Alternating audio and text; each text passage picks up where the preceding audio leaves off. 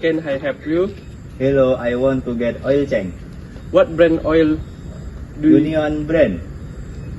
Okay, that will be 50,000 rupiah. Okay, here. Thank you. You're welcome.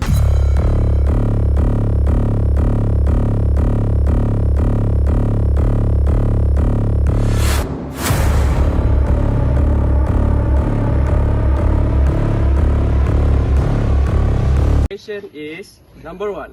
Why is Noval there? Number 2.